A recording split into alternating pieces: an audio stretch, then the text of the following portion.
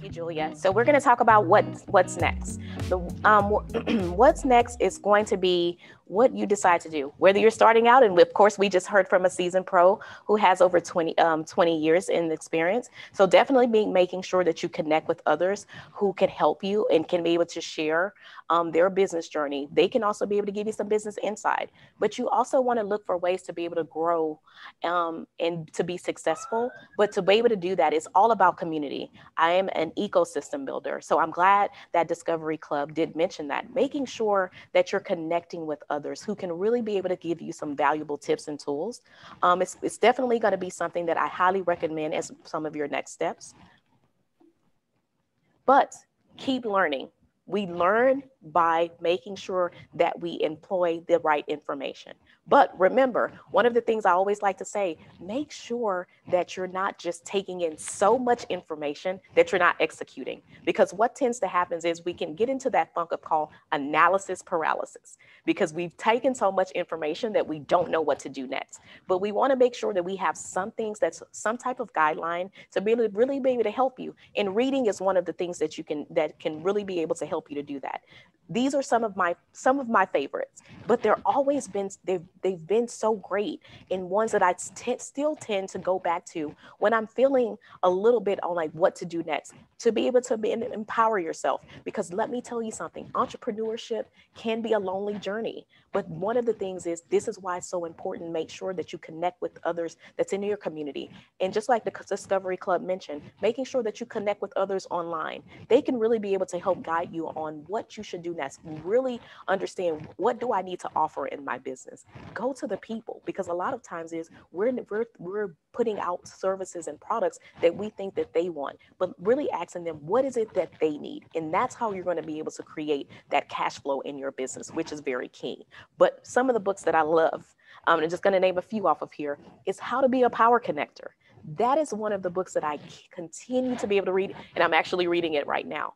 But really being able to make sure to read Stephen Covey's book, The 7 Habits of a Highly Effective People. Those are going to be key, because as a business owner, there's going to be habits that you really want to implement. You don't have to do them all, but there's going to be some that you're definitely going to want to look at. And leading from outside, you don't, just because there's people that's in your business and in the industry that you're doing, but really leading and sometimes being that unique person, bringing something different to the market or bringing something different to your to your business that makes you stand out and will allow you to lead from outside. So definitely picking up some of these books, and a lot of times is you can get a lot of these off of Audible.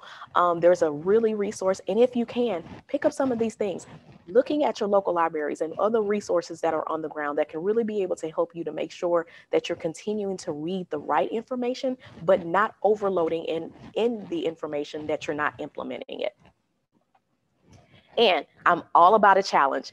Everybody knows that I love a great challenge. And the reason why is because you know what? To really be able to create success, you have to challenge yourself, especially as an entrepreneur. You need to make sure that you are staying on the competitive edge, that you're staying 10 toes down and not doing everything that everybody else is doing. You can use the internet and you can use social media and you can use all of these amazing platforms to be able to create and reach your target audience, but making sure that you stand firm and you stand unique in your business model, and making sure you put yourself out there, because guess what? People like to buy from who they know, like, and trust. I know it's a cliche, but it's true.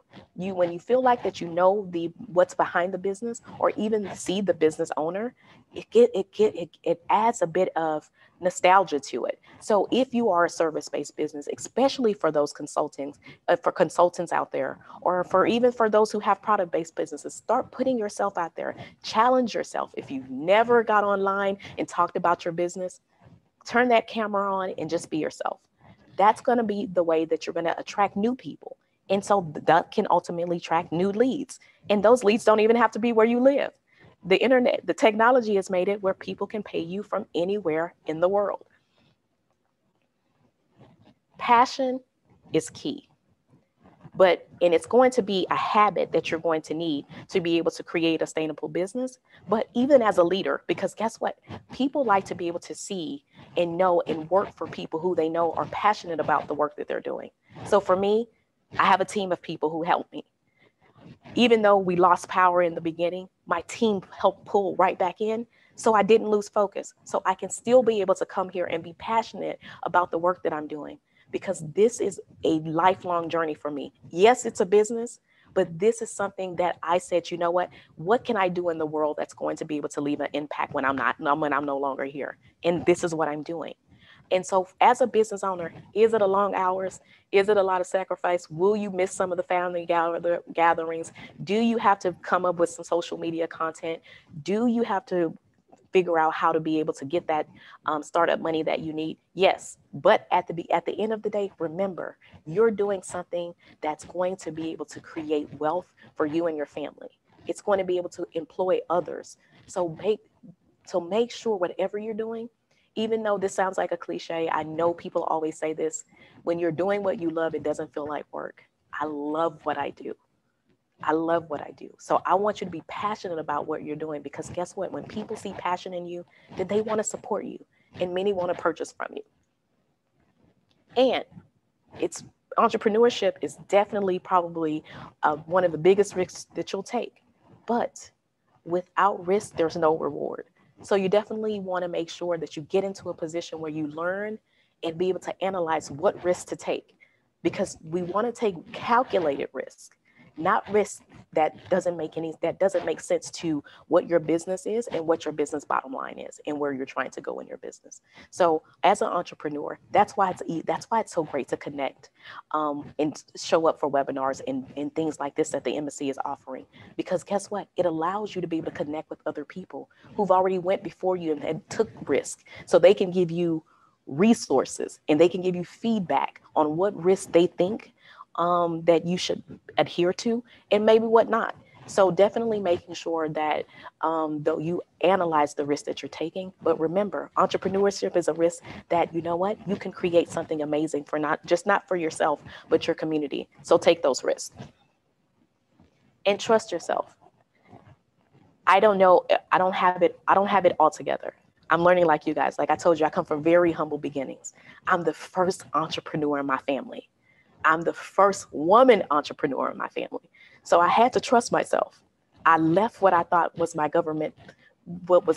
bucket list job to do this business. So I had to trust myself. And so do you too.